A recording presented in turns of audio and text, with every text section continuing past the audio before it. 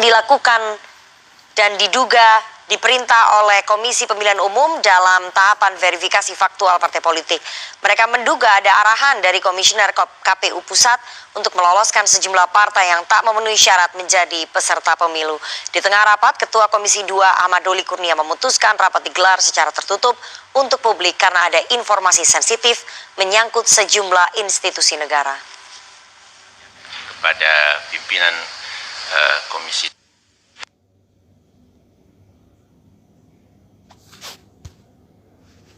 dugaan kecurangan serta manipulasi data yang dilakukan oleh Komisi Pemilihan Umum kepada Komisi 2 DPR dalam rapat dengar pendapat Rabu pagi. Dalam RDP, Koalisi Kawal Pemilu Bersih membuka seluruh bukti data dugaan kecurangan yang dilakukan. Jangan terprovokasi.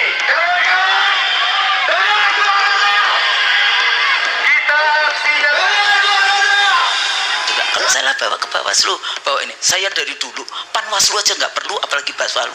Bawaslu bubarkan aja, itu lembaga nggak penting itu. Mohon kerjasamanya. Kalau memang bisa dengan baik-baik, bagaimana melakukan kecurangan itu? Nah, medianya adalah satu adalah politik uang. Politik uang yaitu dengan bantuan sosial. Bantuan sosial itu ada 5 bantuan beras, ada bantuan langsung tunai dan sebagainya. Termasuk program PKH itu, program Keluarga Harapan. Dan yang kedua adalah ini yang sudah dilakukan oleh Presiden, yaitu menaikkan gaji dan tunjangan. makanya saya di RSTG IT, kalau boleh DPR golkan aja hak angket ini. Dari sini baru kita buka semua di situ. Karena begitu dia buat kebenaran berdasarkan friksi, dia pelihara buser-buser, dia menyerang ke semuanya, terbentuklah itu benar. Dan sudah termakan. Ada yang dia menyatakan menang, ada yang menangis kalah, kan gitu. Karena ini kebenaran friksi kan. Ini kebenaran yang terbaru sekarang ini sangat luar biasa. Sudah gila ini negara ini.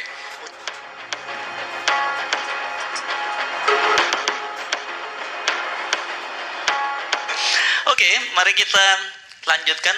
Kita dengar dulu yang anak muda dulu ya, sebelum ke yang lain-lain ya. Kita minta Vladima Insan Mardika untuk memberikan komentar tentang apa yang Anda pikirkan, teman-teman pikirkan tentang situasi polisi. Apakah sama dengan seperti kami ini gitu? Jangan-jangan kita ini udah halu, sementara anak-anak yang muda ini sebenarnya punya cara pandangan yang berbeda. Silakan.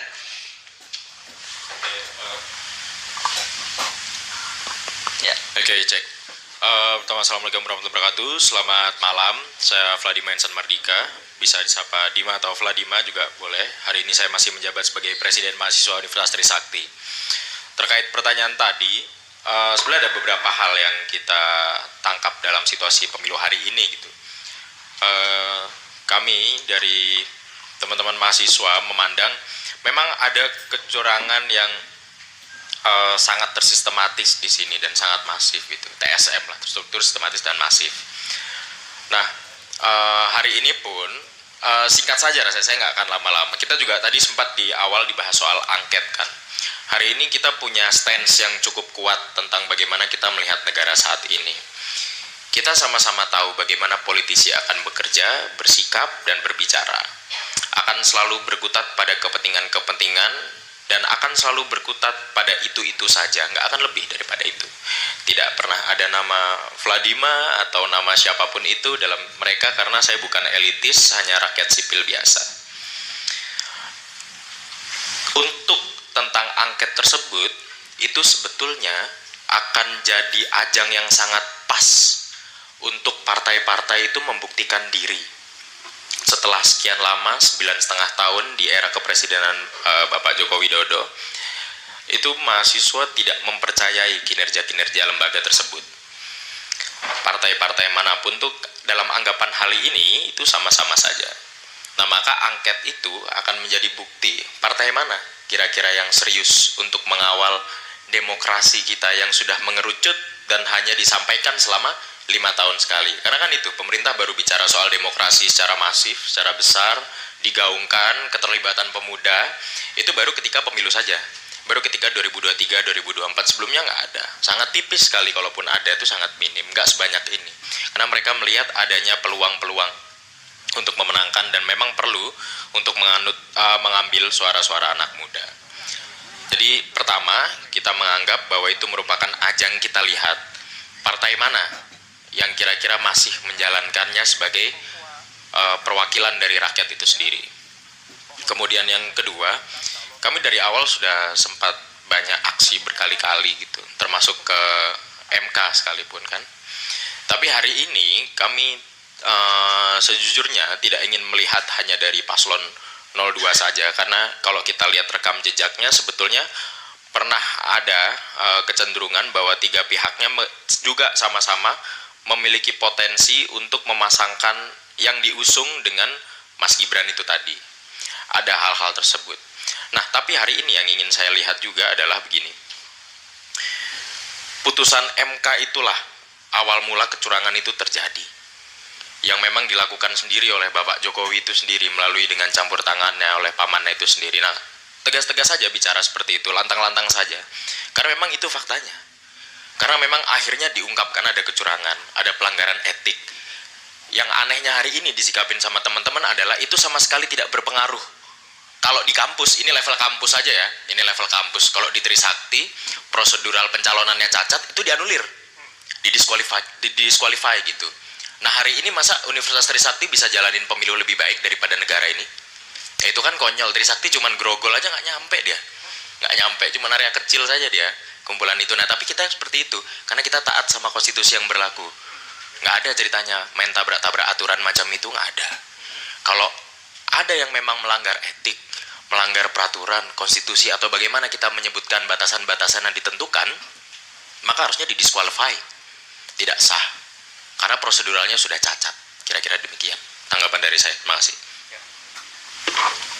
Oke, jadi sebenarnya nggak usah sampai proses pemilu, udah sebelum pemilu pun harusnya sudah nggak bisa begitu, nggak bisa ikutin ya kalau udah langgar itu. Oke, tapi saya kira alurnya mungkin kita ke hukum dulu, politik nanti baru kita minta ininya ya dari sisi aspek ekonominya ya. Jadi kita Bang Ucok dulu untuk mungkin fokus langsung ke soal angket ya, saya kira itu lebih pada situ saja. Terima kasih. Assalamualaikum warahmatullahi wabarakatuh. Hati. Assalamualaikum warahmatullahi wabarakatuh. Selamat malam buat kita semua.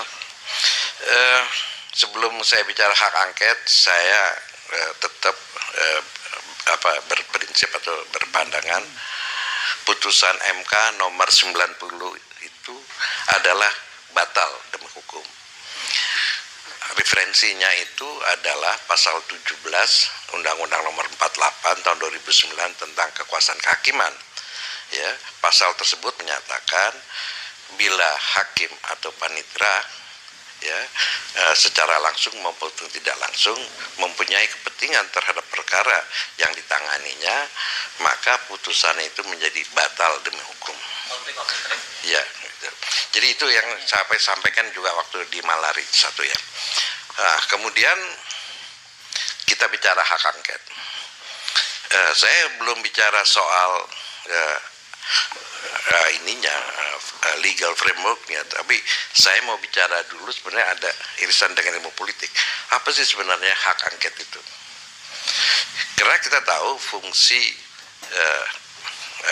DPR ya di dalam sistem pemerintahan atau bukan pemerintahan, sistem ketatanegaraan di dalam yang demokratis ya, dan yang menganut prinsip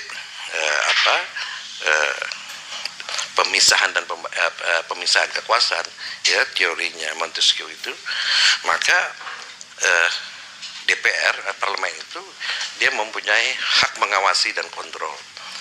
Hak mengawasi dan hak kontrol itu salah satunya yang dimiliki parlemen itu adalah hak angket. Di selain hak-hak bertanya ya itu seperti interpelasi dan macam-macam. Nah, hak angket ini sebenarnya adalah senjata yang senjata yang sangat penting ya, sangat bagi parlemen. Nah, ya. Nahan nafsu pas puasa emang berat, tapi balas dendam juga bikin berat. Berbukalah dengan nasi yang ringan. Daily Meal, nasi pulen yang ringan. Kalau di dalam sistem pemerintahan parlementer, apabila ada hak angket, ya itu sebenarnya ujung daripada mosi tidak percaya. Ya, kita tahu dalam sistem parlementer, apabila salah satu members yang mendukung, satu member aja, ya, yang mendukung Perdana Menteri itu menjadi Koalisi maksudnya ya? enggak, iya koalisi. Jadi Ya, koalisi yang kan mendukung. di dalam sistem parlementer, Perdana Menteri itu dipilih berdasarkan suara di parlemen. Yang mereka membentuk koalisi ya. Apabila yang koalisi, members dari koalisi itu satu saja keluar dari ini, ya itu menyebabkan pemerintahan jatuh. Jadi hak angket itu adalah suatu hak ya yang sangat penting untuk menyelidiki apakah eksekutif, apakah baik itu presidensial atau Perdana Menteri sudah melaksanakan undang-undang, konstitusi, kewajiban, tugas dan kewajibannya sesuai dengan ini. Ya kan? Kalau dia tidak sudah menyatakan berdasarkan penyidikan ya, investigasi ya, itu terbukti ya, pemerintah melanggar itu bisa macam-macam sanksinya, bisa menegur, merubah, dan termasuk kalau kita dalam sistem presidensial itu memberhentikan pemakzulan. Nah, yang penting di dalam proses hak angket itu dia seperti penyidik ya, aparat hukum biasa ya.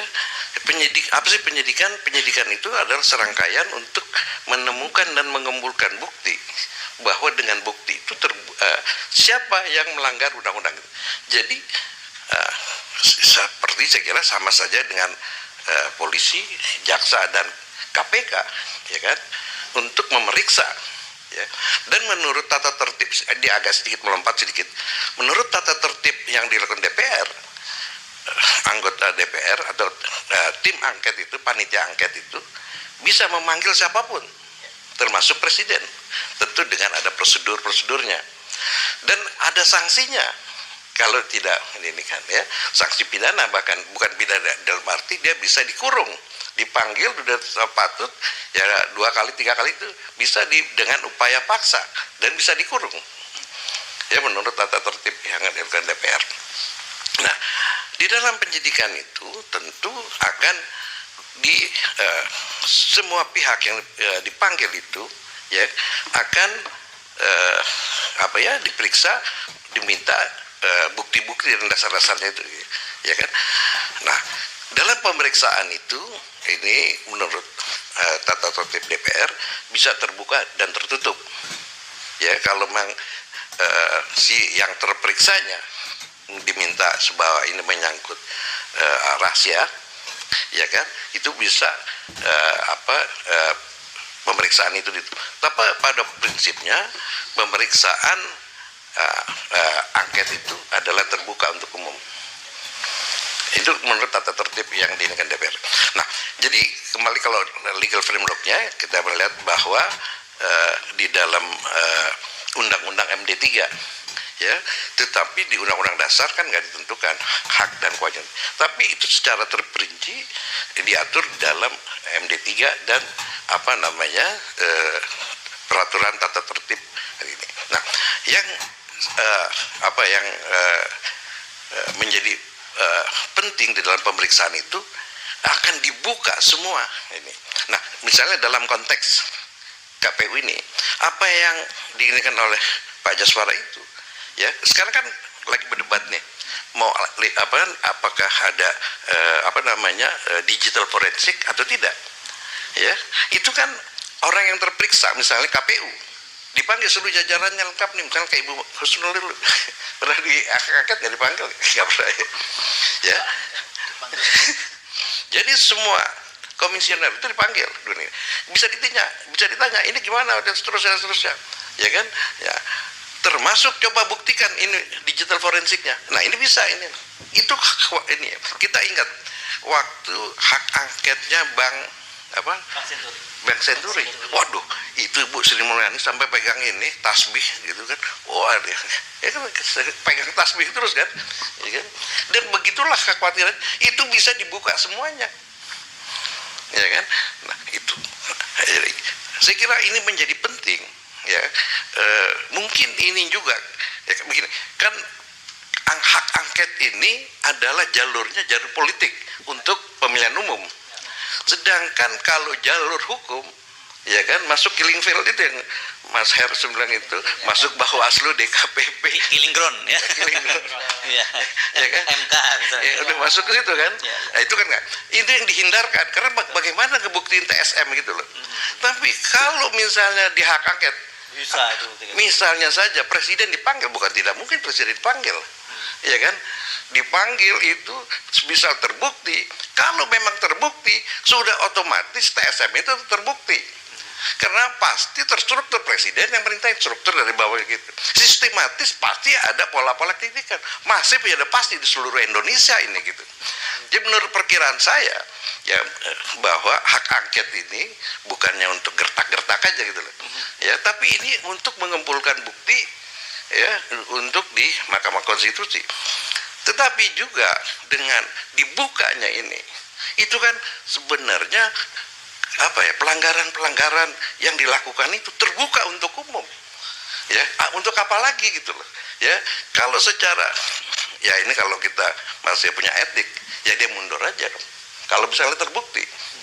Ya, kalau misalnya kalau memang ada instruksi ya KPU harus begini seperti yang sudah disebut, itu kan udah terbukti gitu. Dan ini bahayanya bahwa hak angket ini ya, jadi jangan dibilang cuman gertak-gertak aja. Nah, kemudian kita tahu hak angket ini kan bisa memberikan impact politik. Jangankanlah sampai putusan, kan ada yang bilang tidak mungkin bisa ada putusan hak angket, tapi katakanlah kalau terbentuknya panitia angket, saya yakin pasti terbentuk, pasti karena syaratnya udah ini. Dengan dibentuknya panitia angket, maka terbukalah dipanggil, mulai dari kecil dulu, ya misalnya ketua KPU-nya dulu kan dipanggil, gitu kan merembet, ya ke sana, oh menurut keterangan kemana, merembet itu kan. Itu baru soal KPU, soal bansos. Menteri Keuangan akan ditanya, di dalam anggaran DPR ini posnya Kementerian Sosial, kok bisa ke sana kemari?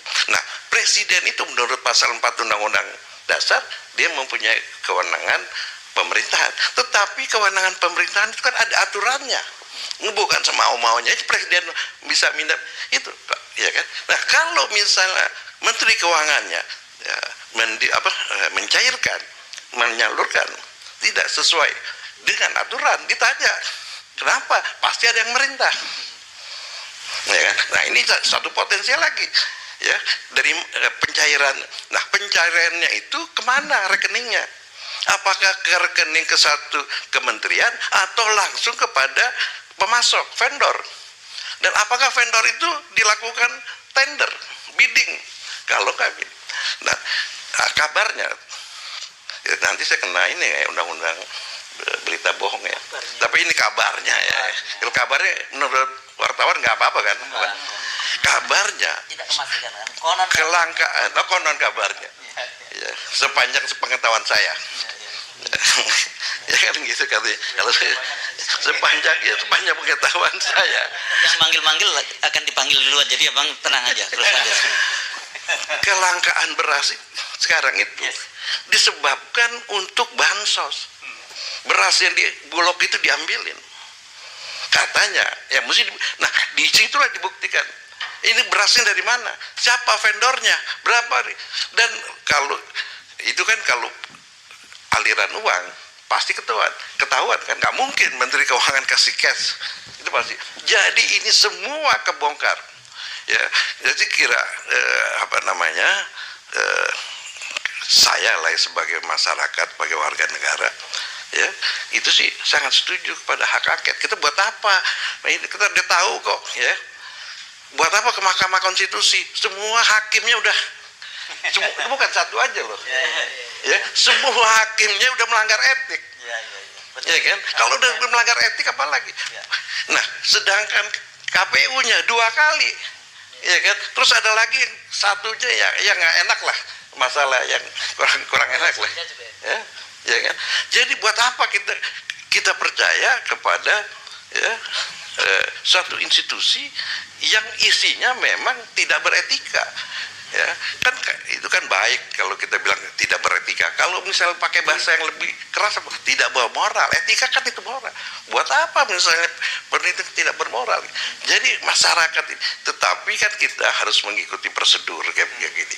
Jadi kembali lagi kepada hak angket, ya mestinya kita dorong ya hak angket. Nanti kan kalau rapat hak angket itu ada fraksi jalanan kan? Ya kan itu. Jadi fraksi jalan. Lebih baik dilokalisir di DPR kan ketimbang di jalan kan gitu ya. Jadi saya kira untuk ini hak angket saya kira saya cukupkan aja Mas Hers. Tapi yang penting hak angket itu senjata saya kira. Cuman kan kita khawatir ada sasaran operasi terhadap anggota-anggota yang itu tidak memenuhi untuk, jangankan untuk karena untuk mengesahkan panitia angket menurut tata tertibnya harus dihadiri setengah lebih satu nanti baru sah. Ya, jadi korumnya. Kalau nggak korum, nah ini bahaya. Disinilah fraksi jalanan itu penting gitu loh. Ya, untuk memberi pressure dari luar begitu ya. Jadi gitu Mas. Tadi maksudnya khawatir kalau ada anggota DPR dari fraksi-fraksi yang mendukung hak angket itu masuk angin gitu ya. Clue-nya kira-kira mereka yang tidak lolos pada pemilu legislatif kali inilah gitu ya, gampang dioperasi itu ya. Adalah anggota DPR yang nggak dapat suara gitu loh. Iya. Ya saya kira gitu Mas. Oke, terima kasih. Kita langsung kan lanjutkan ini alurnya pas ini. Langsung ke Mbak Husnul, Dr. Husnul Maria. Ini sekalian mempertanggungjawabkan sebagai pengajar ilmu politik. Kenapa jadi politiknya begini sih Indonesia gitu? Yang salah dosen-dosennya ini. Bismillahirrahmanirrahim. Assalamualaikum warahmatullahi wabarakatuh. Sebetulnya saya orang yang paling sedih sih sebetulnya udah mengajar ilmu politik, mengajar partai politik dan pemilu, pernah menjadi anggota KPU. Jadi udah lengkap lah kesedihan saya melihat negeri kita yang tidak baik-baik saja. Tapi di dalam ilmu politik sendiri sebetulnya yang kita ajarkan tidak cuma who, got, when, and how. Oh ya, kan selalu itu aja itu. Padahal itu sosiologi, itu bukan ilmu politik itu. Padahal kita mengajarkan yang pertama adalah moralite, kemudian filsafah, kemudian pemikiran politik, baru kemudian public etik, yang kayak gitu. Tapi di luarnya ternyata prakteknya tidak demikian. Nah, jadi kalau tadi tidak usah ke MK, alhamdulillah nih satu mazhab jadinya. Karena biasanya kalau bicara dengan ahli hukum nggak ada lain kecuali harus ke MK, padahal itu jebakan Batman nih kalau di sana. Nah, kondisi penyelenggaraan pemilu saya katakan hari ini sebenarnya terjadi malpraktek yang luar biasa. Terus kemudian yang kedua, akhirnya pemilunya gagal sebetulnya di dalam konteks kita bahas tentang free and fair, bebas dan jujur ya. Dan selalu dikatakan, kan kemarin ada yang mengatakan etika dasmu misalnya ya. Nah, ini kan apa sih manfaatnya kalau kita menyelenggarakan pemilu yang dengan integrity? Why election integrity matters? Kayak gitu kan. Karena hasil dari pemilu itu yang dibutuhkan adalah legitimasi pembentukan pemerintahan baru. Kalau kemudian legitimasinya tidak bisa dipertanggungjawabkan, maka nanti pemerintah baru ini akan terus-menerus menumpuk yang akhirnya terjadi distrust, disorder, disobedient yang akhirnya menjadi political chaos. Harga political chaos itu lebih mahal dibandingkan kalau kemudian seluruh politisi itu menjadi jujur. Nah, kalau kita lihat dari mana saja, kalau kita lihat yang sudah banyak kita bahas dari mulai yang abuse power, bagaimana cawe-cawe presiden dari mulai sebetulnya tidak cuma dari MK. Sebetulnya ini proses dari 2014, 2019, kemudian pilkada.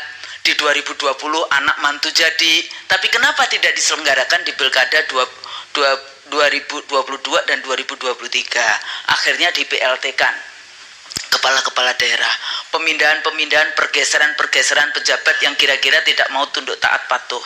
Kemudian ada juga, kalau dulu kita selalu mengatakan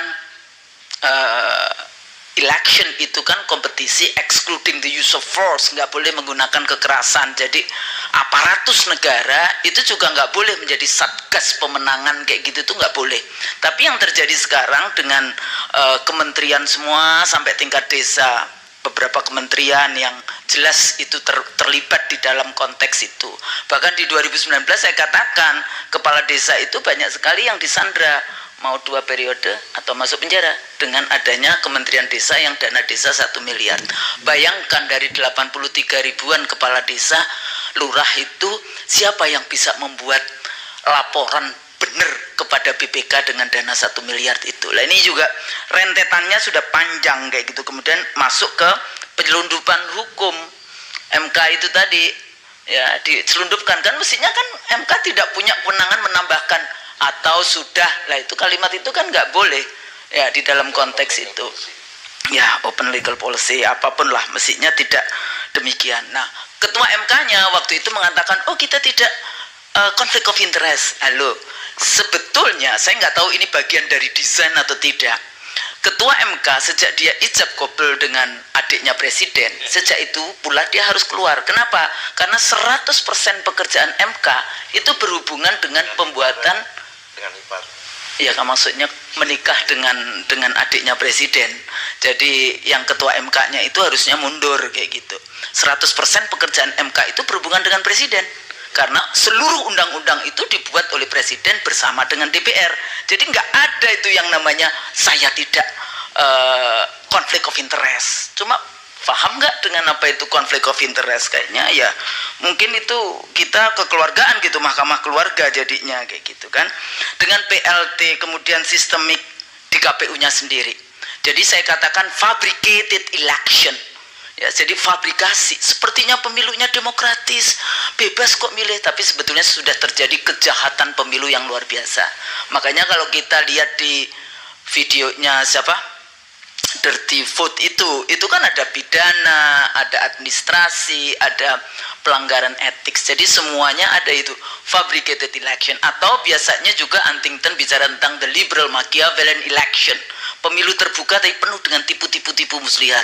Salah satunya di model IT itu. Jadi DPT penyelenggara dari rekrutmen sampai kemudian KPU, Bawaslu, DKPP, aparatus negara masif tentu saja di dalam penyelenggaraan. Di sini yang menarik karena saya dulu menjadi ketua divisi IT KPU yang dulu juga dibantu oleh Bapak Jenderal kita ini, zamannya saya menjadi anggota KPU itu geng IT KPU-nya geng IT KPU, anak-anak muda semua itu. Jadi kita punya 54.900 aktivis mahasiswa. Jadi dari BEM, HMI, IMM, PMKRI, Himba Budi, pokoknya semuanya diajak, guru SMK, siswa SMK, BEM, yang kita kirim ke 4.276 kecamatan, 440 kabupaten kota, 32 provinsi, data center dan disaster recovery center. Kita bangun waktu itu. Ya, dengan harga 395 miliar. Yang saya baca hari ini, tadi itu sempat baca kayak gitu, katanya ITB itu cuma dapat 3,5 miliar. Bikin apa itu? Berarti dia cuma disuruh bikin softwarenya saja, tidak kemudian kalau tadi dikatakan bagaimana arsitektur jaringannya, bagaimana engine core sistemnya, katanya ada di Alibaba di luar, bagaimana kejanggalan source code, sirkapnya, fitur editing hilang. Jadi kalau salah, kita dulu punya yang namanya bagian yang kita sebut handling error. Jadi itu semua harus dengan berita acara di kecamatan. Kita taruh di kecamatan dulu mahasiswanya.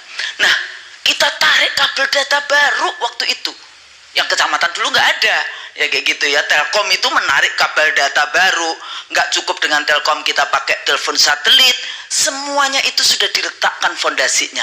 Loh sekarang itu nyontek aja kenapa sih nggak mau nyontek ini, belajar dari, padahal ketua KPU-nya dulu juga anggota KPU 2004, mestinya dia juga tahu bagaimana sebetulnya transparansi dan akuntabilitas. Nah di sini penting kayak gitu ya. Jadi nggak bisa dikalahkan dengan quick count. Kemarin saya juga Ibu Gusnul, ini berarti nggak percaya dengan tes darah kayak gitu kan? Dihubungkannya dengan quick count yang sampelnya 1.000, 1.200, 2.000, 4.000 berapa itu? Dari 823.000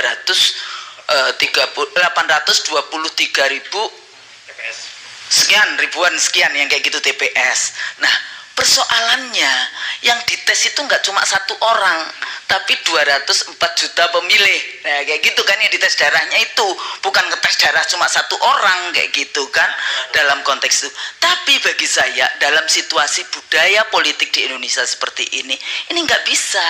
Anda bisa bayangkan jam 4 saya menang berdasarkan quick count. Loh, itu penghinaan luar biasa kepada penyelenggara pemilu KPU yang dia dibentuk berdasarkan konstitusi.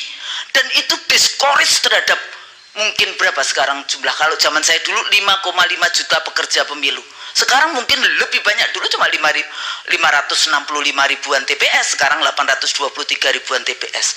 Jadi ini kayak di hijack kayak gitu kan. Nah persoalannya lembaga bukan, nanti saya sebagai dosen kenapa nggak percaya dengan ilmiah? Well, statistik ini bukan privilege demokrasi persoalannya, ini penggiringan opini. Nah sekarang persoalannya, coba kita tanya teman-teman ini, satu, yang bayar siapa? Yang kedua, berpikir nggak sih negara kita itu akan diberikan kepada siapa? Kepada yang order itu? Berpikir nggak bagaimana persoalan-persoalan bangsa ini sehingga Anda mau menerima proyek untuk memenangkan, untuk menggiring opini sehingga mereka suaranya banyak kayak gitu kan. Jadi hari H itu sudah rentetan. Jadi ada yang masyarakat dapat bansos 500 triliunan ya, bansos nanti Pak Antoni yang bicara tentang ekonominya itu seperti apa. Nah terakhir sebetulnya kalau kita lihat seperti itu, kita selalu dihadapkan dari mulai, ya kalau KPU kan dari mulai rekrutmen, DPT, kampanye, hari H, sampai sengketa. Ada juga pandangan, oh bawa aja, kalau salah kan presiden juga, kalau salah bawa ke Bawaslu, bawa ini. Saya dari dulu, Panwaslu aja nggak perlu, apalagi Bawaslu bubarkan aja, itu lembaga nggak penting itu. Kenapa? Karena tidak mendapat. Sekarang pertanyaannya, Bawaslu siapa yang ngawasin? Jadi kan KPU diawasi Bawaslu, Bawaslu KPU diawasi DKPP, nanti DKPP diawasi siapa? Kok bulet? Dari dulu saya selalu mengatakan berikan dana-dana itu kepada civil society, kepada kampus-kampus untuk mengontrol bagaimana penyelenggaraan pemilu. Kenapa? Supaya LSM-LSM juga tidak menerima dana dari asing, supaya agenda yang namanya suksesi pemerintahan kita tidak kemudian ditentukan oleh asing-asing yang seperti itu. Bawaslu juga mengakui kan, KPU mengakui 2.325 TPS yang salah. Itu yang karena rakyat teriak, yang nggak tahu, yang nggak ketahuan. Nah itu tadi karena oke, diperbaiki yang sini, nggak taunya sistemnya. Oh kalau diperbaiki yang sini, yang masuk yang sini, diperbaiki yang sini, masuk yang situ. Nah ini kan gimana sistem kerjanya. Oleh karena itu, apakah nanti dengan angket kemudian audit digital itu bisa dimintakan, itu menjadi sangat penting. Ya, ini langkah politik. Saya dari dulu sudah mengatakan nggak perlu, apalagi TSM. Kalau cuma 1-2 dapil silahkan. Apakah ada dulu di 2004 dibawa ke MK? Ada. Tapi saya tahu waktu itu MK adalah tempat terakhir bagi kami anggota KPU untuk memperbaiki kesalahan. Karena memperbaiki kesalahan adalah mulia juga. Maka di rapat pleno KPU saya katakan, karena saya tahu ada 4 anggota KPU yang mengubah hasil pemilu saat naik pesawat dari provinsi ke Jakarta. Ada di mana lagi beberapa. Saya katakan itu kepada tim hukumnya KPU. Untuk dapil ini KPU nggak bisa menang. Gimana sih Pak Gusnul? Ya, karena saya tahu itu adalah kesalahan KPU sampai 4 anggota KPU lawan satunya perempuan, ketuanya yang 4-nya laki-laki. Bukan karena itu ya Bang ya. Jadi jangan dilihatin seperti itu. Nah, akhirnya kita beberapa dapil itu kemudian dimenangkan oleh orang. Karena waktu itu KPU menyadari bahwa ini adalah dapil-dapil yang KPU melakukan kesalahan. MK adalah tempat terakhir untuk memperbaiki kesalahan. Tapi kalau kemudian modelnya TSM seperti ini, Anda bawa ke MK, sementara MK sudah dikuasai oleh rezim yang berkuasa, untuk apa? Yang di 2019 saja dulu berapa miliar itu fotokopi, emang dibaca dalam waktu 2 hari? Enggak juga. Jadi gimana? Langkah politik. Kalau misalnya bahkan ke Bawaslu aja saya mengatakan nggak perlu ke Bawaslu. Jadi gimana? Selesaikan semua persoalan yang masih diperjuangkan di KPU. Jangan pergi kemana-mana, di KPU. Kalau enggak, ya sudah, kami serahkan kepada kedaulatan rakyat. Biarkan nanti anak-anak muda dan kita semua turun ke jalan, kayak gitu kan. Nah, terakhir kita perlu reformasi kembali. Mudah-mudahan ini semangat bagi kita semua mencari kebenaran. Kebenaran enggak perlu ini. Nanti kebenaran itu akan menemukan jalannya. Yang penting tetap ini semua di dalam kerangka untuk memperbaiki kondisi bangsa. Karena hari ini ya kedaulatan kita sudah dijual dengan harga murah tanpa rasa malu kepada asing dan asing, dan sekarang sepertinya kita semua Mahkamah Konstitusi dulu kita sebut sebagai mahkamah kalkulator, sekarang menjadi mahkamah keluarga. Nah, ini persoalan kita bersama-sama, tapi saya nggak mau bertanggung jawab kalau itu yang curang Bawaslu, yang curang rezim yang sedang berkuasa, yang curang KPU. Kata Ketua Bawaslu kan kita semua bertanggung jawab. Halo, yang melakukan kecurangan siapa? Enak aja. Ya, jadi ini jadi penting, mudah-mudahan berguna. Kalau salah mohon maaf. Nasrul minallah wa fathun qarib. Wassalamualaikum warahmatullahi wabarakatuh. Waalaikumsalam warahmatullahi wabarakatuh. Ya. Ya. Yes, oke. Tapi seenggaknya sekarang sedikit lega ya, sudah mempertanggungjawabkan ini ya. Oke, Mas Antoni, ini Anda ini kan kalau saya amati ini memang lebih pada ekonomi politik ini, Mas Antoni, ini bahasanya ya. Anda mesti mengaitkan antara politik dan ekonominya ini, dan dampaknya seperti apa. Ini menarik sekali karena saya membaca di media kemudian bahwa pasar itu menyambut positif kemenangan dari Prabowo Gibran. Saya bertanya-tanya itu sebenarnya pasar yang mana begitu ya kan. Silakan. Ya, terima kasih.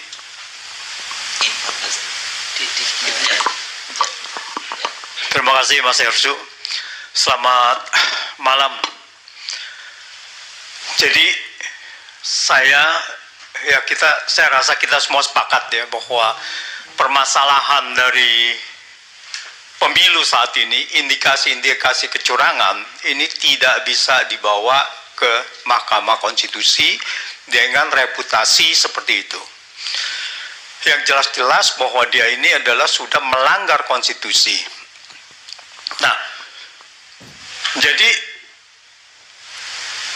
kalau kita lihat bahwa kecurangan ini sudah masuk TSM, terstruktur, sistematis, dan masif, itu dibawa sebagai hak angket DPR adalah suatu terobosan yang tidak bisa membiarkan kecurangan ini terjadi. Jadi kalau kita lihat TSM ini kalau terbukti, maka pasal 286 ayat 234 Undang-Undang Pemilu itu mengatakan bahwa pasangan calon bisa didiskualifikasi kalau terbukti melanggar secara TSM, terstruktur, sistematis, dan masif. Nah sekarang apa yang dinamakan dengan TSM, terstruktur? Tentu aja kalau pelanggaran ini ada terstruktur, ada kasuistis. Kasuistis itu adalah sporadis, dilakukan oleh orang perorangan. Tadi Bang Ucok sudah katakan, kalau terstruktur ini pasti dilakukan oleh satu institusi besar, yaitu saya mengatakan bahwa ini yang bisa melakukan itu adalah penyelenggara pemilu. Di luar dari penyelenggara pemilu tidak bisa melakukan terstruktur kecurangan yang terstruktur dan sistematis. Siapa penyelenggara pemilu? Penyelenggara pemilu adalah paling atas adalah bertanggung jawab kepada presiden berserta jajarannya. Pelaksananya adalah KPU. KPU sebagai komisi independen. Tetapi penyelenggaranya adalah, yang bertanggung jawab adalah Presiden.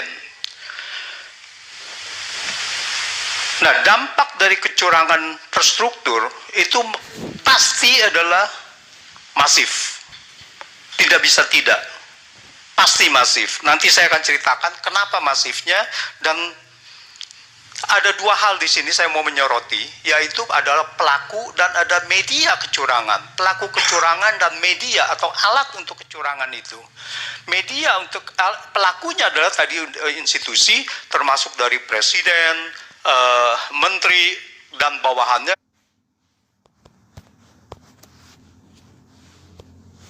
daerah dan juga aparat hukum dan sebagainya. Itu adalah potensi pelaku yang melakukan kecurangan-kecurangan yang secara terstruktur. Lalu medianya apa? Bagaimana melakukan kecurangan itu? Nah, medianya adalah satu adalah politik uang. Politik uang yaitu dengan bantuan sosial. Bantuan sosial itu ada 5, bantuan beras, ada bantuan langsung tunai dan sebagainya. Termasuk program PKH itu, program Keluarga Harapan. Dan yang kedua adalah ini yang sudah dilakukan oleh Presiden, yaitu menaikkan gaji dan tunjangan. Dan saya mengkategorikannya sebagai suap kebijakan. Berdasarkan kebijakan itu dilakukan untuk memberikan kenaikan. Karena apa? Karena kenaikan gaji ini harus dipertanyakan dan nanti diangket itu, apakah ini sesuai prosedur atau tidak? Siapa yang menentukan kenaikan gaji itu? Apakah Presiden? Nah, itu. Yang ketiga adalah alatnya adalah intimidasi. Kita tahu intimidasi dilakukan siapa? Kalau ada, yaitu aparat-aparat hukum memegang kekuasaan. Dan yang keempat adalah lembaga survei dan quick count. Ini adalah bagian opini sebagai alat untuk kecurangan tadi. Opini yang awalnya di sekitar Agustus elektabilitas Prabowo hanya 30%. Begitu Gibran dicalonkan menjadi cawapres, lalu elektabilitasnya naik menjadi 40% lebih. Mendekati pemilu, elektabilitasnya adalah satu putaran 50% lebih. Nah, ini kita harus lihat bagaimana kemudian real count-nya, si rekap tadi disesuaikan dengan target. Ya, tadi Pak Jaswargoto itu mengatakan kalau kita set 51, dia akan keluar 51. Kalau 58, dia akan keluar 58. Bahkan saya sangat surprise bahwa IT ini diset sebelum pemilu, dikondisikan. Presiden Joko Widodo itu sekitar bulan Juni kalau nggak salah. Juni 2023. Dan kita semua merasa pada saat itu adalah mau cawe-cawe untuk Ganjar atau untuk ketua, tidak dipecat sebagai ketua sebagai hakim Mahkamah Konstitusi. Nah, ini adalah menurut saya ini adalah satu konspirasi yang pertama untuk menggolkan Gibran.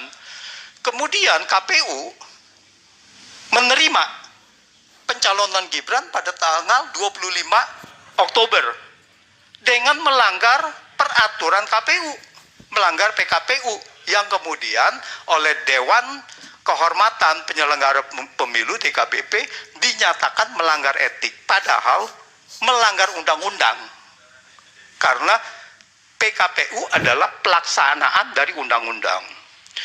Nah, terus di situ bahwa akhir Oktober KPU menyatakan Gibran, 19 November Gibran hadiri Desa Bersatu, yaitu pertemuan kepala desa.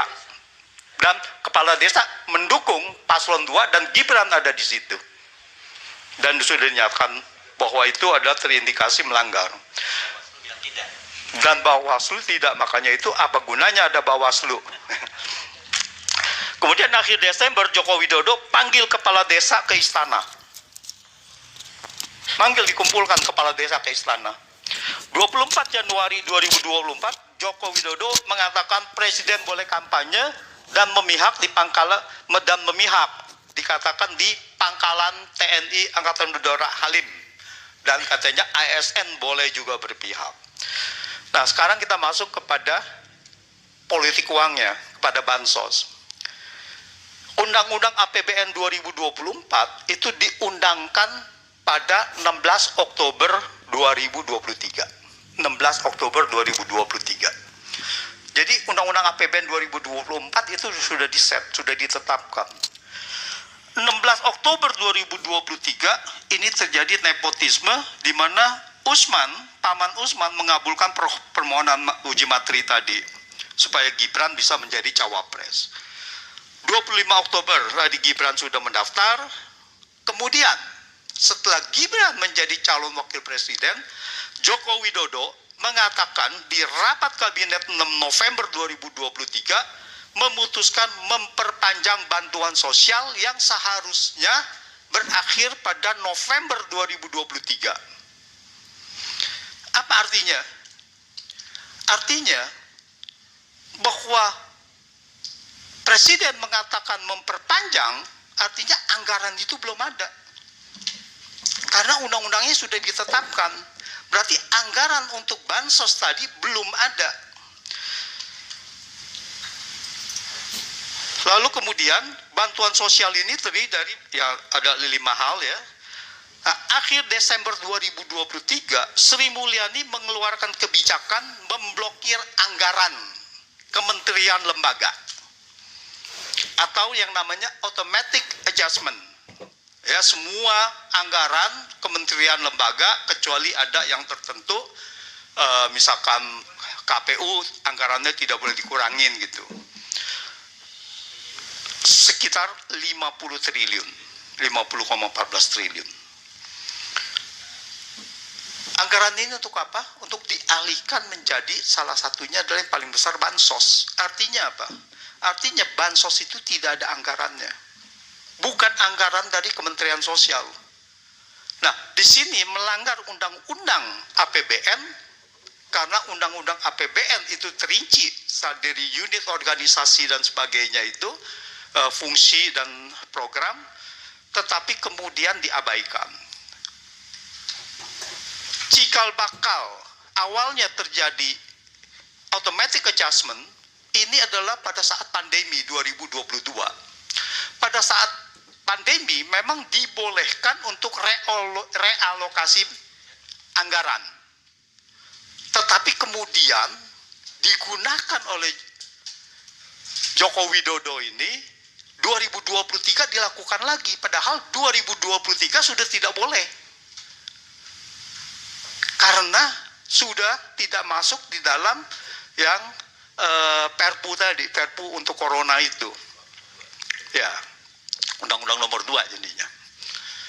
Nah, 2024 dilakukan lagi. Nah, di sini kenapa bisa dilakukan pelanggaran-pelanggaran ini?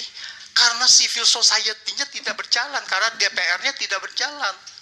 Nah, sekarang DPR mau bergerak dengan hak angket, ini harus kita dorong supaya memang bahwa fungsi DPR yang mengawasi anggaran ini bisa berjalan kembali gitu, bisa berfungsi secara normal lagi. Nah, di sini dilihat lagi akhir Januari, pada tanggal 29 Januari Menko Erlangga mengumumkan pemerintah memutuskan memberi bantuan sosial baru, berarti belum ada anggarannya tetapi diputuskan aja gitu, dalam bentuk BLT senilai 11,2 triliun untuk Januari, Februari, Maret 2024 dan dibayar sekaligus pada bulan Februari. Jadi dirapel yang Januari juga, yang udah lewat juga dirapel gitu. Padahal untuk di Februari dan Maret dirapel, dibayar sekaligus gitu. Jadi kalau kita fokus kepada hak angket tadi, kalau hak angket ini kan bisa kemana-mana. Salah satunya adalah bisa juga ke bansos, yang tadi dananya dari mana diambil, lalu ada apa tidak, dananya terinci sampai mana, dan itu semuanya bisa di-trace, sehingga siapa yang bertanggung jawab, dan secara terbuka ini sudah bisa menjadi bukti bahwa ada pengalihan anggaran untuk bansos yang tadinya tidak ada anggaran dijadikan supaya ada anggaran. Dan ini pernyataan-pernyataan Sri Mulyani sangat serius. Kalau didalami di sini saya lihat ada terjadi pelanggaran di dalam undang-undang APBN. Jadi saya melihatnya bahwa bantuan sosial ini melanggar sejumlah undang-undang. Satu adalah Undang-Undang Keuangan Negara pasal 15 ayat 5, yaitu APBN yang disetujui DPR terinci sampai unit, organisasi, fungsi, program, kegiatan, dan jenis belanjanya. Dan Undang-Undang APBN yang sudah disetujui DPR tidak boleh diubah pihak manapun, termasuk oleh Presiden, tanpa persetujuan DPR melalui mekanisme perubahan APBN. Undang-Undang Nomor 28 tahun 1999 tentang penyelenggaraan negara yang bersih dan bebas KKN. Pasal 5 dan ayat 4 mengatakan setiap penyelenggara negara wajib untuk tidak melakukan korupsi, kolusi, dan nepotisme. Yang dimaksud dengan nepotisme adalah setiap perbuatan penyelenggara negara secara melawan hukum yang menguntungkan kepentingan keluarganya dan kroninya di atas kepentingan masyarakat, bangsa, dan negara. Dalam hal ini, bantuan sosial yang diberikan oleh Joko Widodo merugikan keuangan negara untuk anaknya sebagai cawapres. Dan Undang-Undang Nomor 31 tahun 99 tentang pemberantasan korupsi, di mana di sini adalah menguntungkan, menyalahgunakan kekuasaannya, menguntungkan pihak lain, yaitu dan pihak keluarganya. Jadi saya rasa ini sangat serius di dalam undang-undang keuangan, di dalam APBN ini, dan ini harus diusut tuntas. Demikian Mas Heru. Tapi sebenarnya teman-teman di DPR nggak perlu susah-susah. Udah ada kronologisnya tadi yang disusun oleh. Sudah tangan-tangannya udah lengkap nih Mas Antoni, nanti siap ya Mas Antoni kalau dipanggil oleh teman-teman di Pansus ya. Oke, sebelum ke audiens yang lainnya, saya ingin ke Pak Jaswar Koto dulu sebentar ya. Tadi yang Anda sampaikan tadi itu ya, itu data-data itu tadi sebenarnya juga bisa digunakan ya nanti oleh teman-teman dari Pansus ya. Dan dari data yang Anda lakukan tadi itu, Anda meyakini betul bahwa memang itu sudah di set up sejak awal, atau itu hanya berdasarkan menurut Anda logika apanya? Logika IT-nya seperti itu? Bisa. Bismillahirrahmanirrahim. Assalamualaikum warahmatullahi wabarakatuh. Di sini kita dari institusi kita ya, sebagai akademisi, pertama kita harus mengecek dulu datanya dari mana.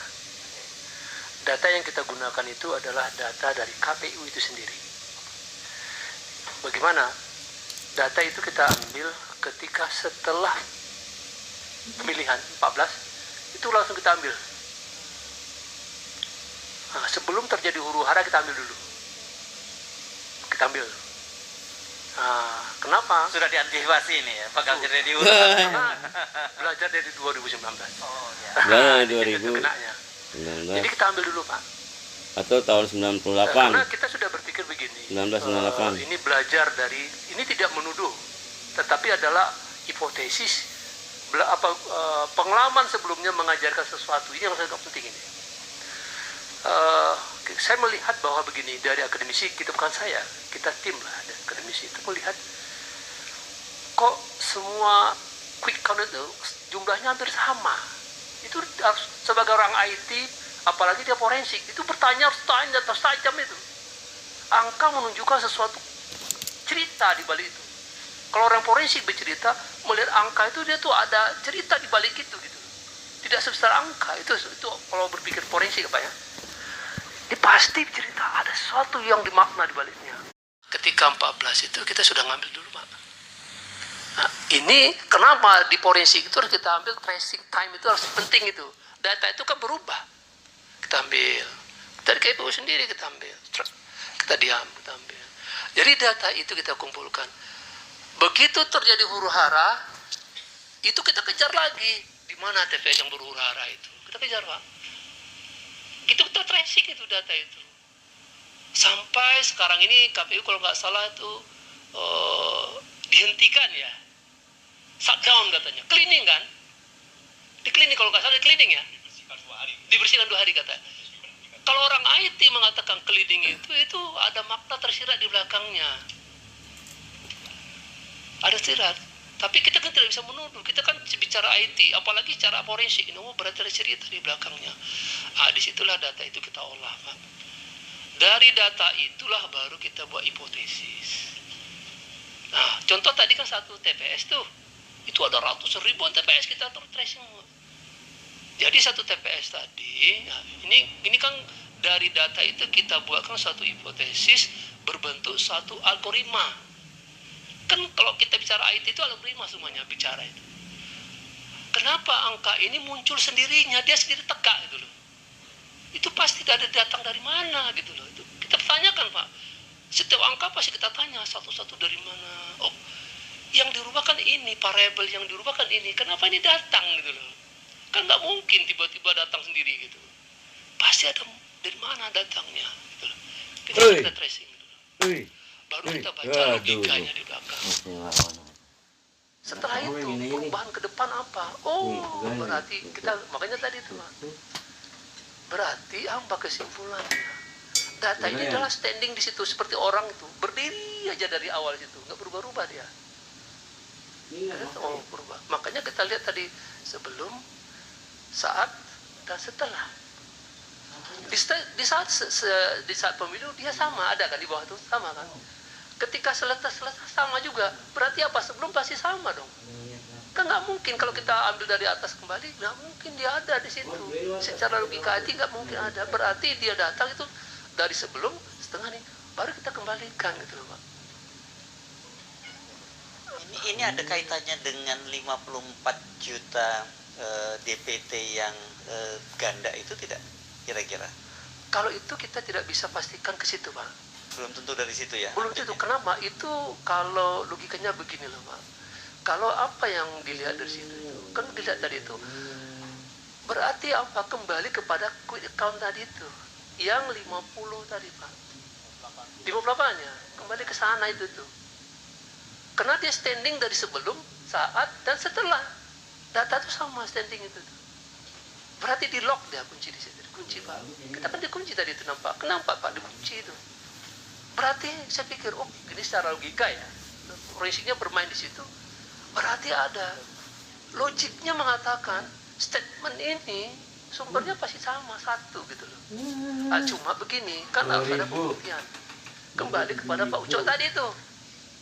Pak Ucok, kalau kembali ke MK, paling-paling ya, maaf cerita 2019 gitu pengalaman itu.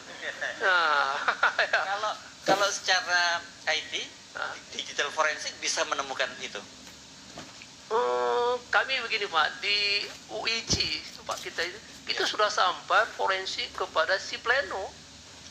Trace out, segmentation, sama tanda pemalsuan tanda tangan itu sudah bisa mendetek itu. Oh, sampai soal pemalsuan tanda tangan. Sampai sana, itu kecanggihan kita, alhamdulillah. Jadi jangan dikata ya, alhamdulillah kami baru ya. Itu rektor kayu Insan Cita itu ya. Insan Cita. Ya. Jadi di situ tuh kita memang spesialis daripada artificial intelligence. Nah, spesialis intelligence kita gunakan untuk forensik, kita membantu negara ini ya.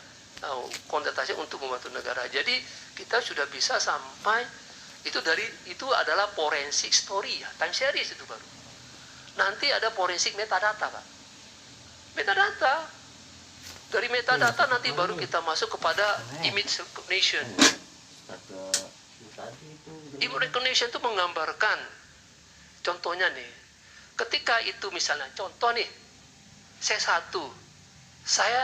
kita berlima sepakat menduplikasi saya tanda tangan gini.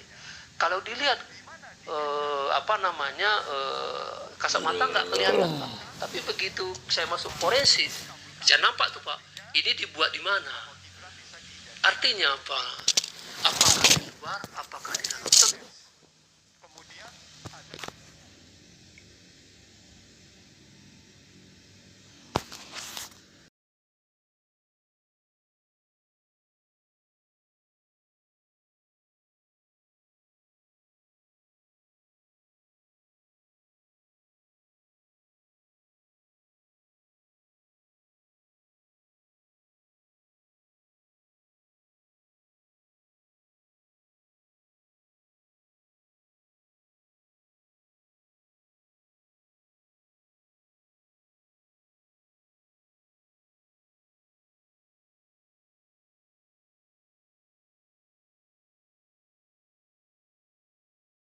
tidak salah yang mengatakan bahwa itu bisa dibatalkan putusannya.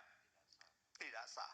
Nah, ini tidak dilakukan oleh Majelis Kehormatan Mahkamah Konstitusi. Dia cuma bilang bahwa Anwar Usman, ketua